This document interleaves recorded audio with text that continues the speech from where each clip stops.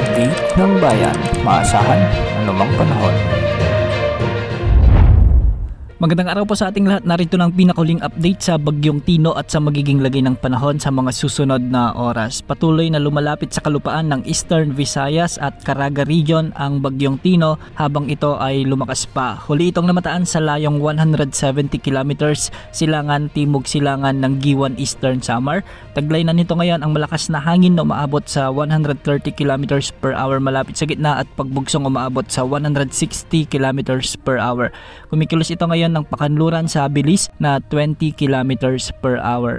Ayon sa Pag-asa, may lawak na ito o diametro na umaabot sa 300 kilometers. Kaya nakataas na ngayon ang signal number 4 sa extreme southeastern portion ng Eastern Samar, ang southern portion ng Leyte, sa may southern Leyte, Camotes Islands at ang northeastern portion ng Bohol. Samantalang signal number 3 naman sa southern portion ng Eastern Samar, ang southern portion ng Samar, ang central portion ng Leyte, ang northern at central portions ng Cebu kasama na ang Bantayan Islands at ang central at eastern portion ng Bohol. Signal number 3 din sa northern portion ng Negros Oriental, ang northern portion ng Negros Occidental, sa may Guimaras ang eastern portion ng Iloilo at sa Mindanao signal number 3 din sa nalalabing bahagi ng Surigao del Norte. Samantala nakataas din ang signal number 2 sa southern portion ng Masbate, ang southern portion ng Romblon at ang Cuyo Island. Samantalang sa Visayas signal number 2 din sa central portion ng Eastern Samar, ang central portion ng Samar Province, ang nalalabing bahagi ng Leyte, Biliran, ang nalalabing bahagi ng Bohol,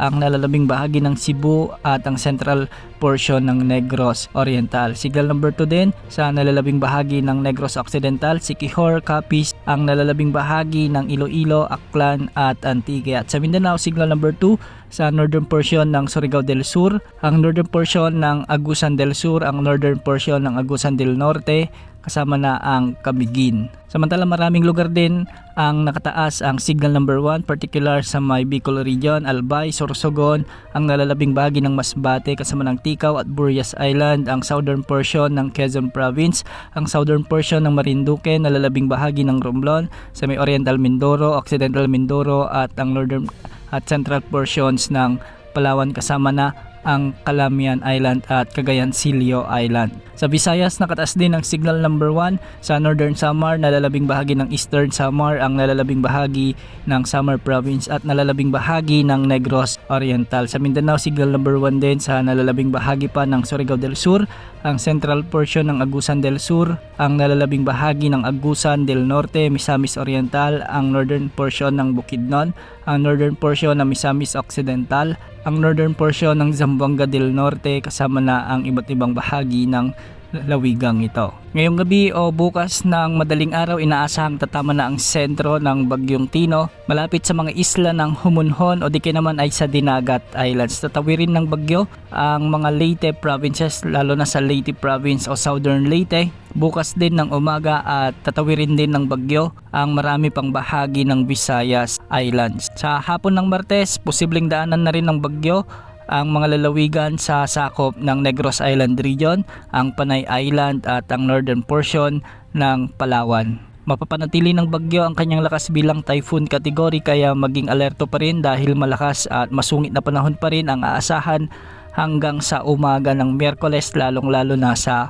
Palawan. Naasang makakalabas na sa ating PAR ang bagyong ito sa araw ng Huwebes ng umaga o gabi ng Miyerkules. Ayon sa Pag-asa, hindi na ito nakikitang lalakas bilang super typhoon dahil bahagya itong hihina kapag nakatawid na ito sa mga isla o kalupaan na sakop ng Visayas. Ngayong gabi makakaranas na ng mabagyong panahon ang buong Visayas kasama na ang Caraga dulot ng Bagyong Tino. Samantalang may mga pag-ulan at pagbugso ng hangin na rin ang mararanasan sa Mimaropa, Northern Mindanao, Albay, Sorsogon at Masbate kasama ng Ticao at Burias Island. Magkakaroon na rin ng maulap na kalangitan na may mga kalat-kalat na pag-ulan at thunderstorms dulot ng trough o yung extension ng Bagyong Tino sa nalalabing bahagi ng Mindanao, nalalabing bahagi ng Bicol Region. At dahil naman sa shear line, asahan ang maulap na papawirin na may mga kalat-kalat na pagulan at pagkidlat pagkulog sa Metro Manila, Calabarzon, Zambales, Bataan, Pampanga, Bulacan, Isabela at Aurora.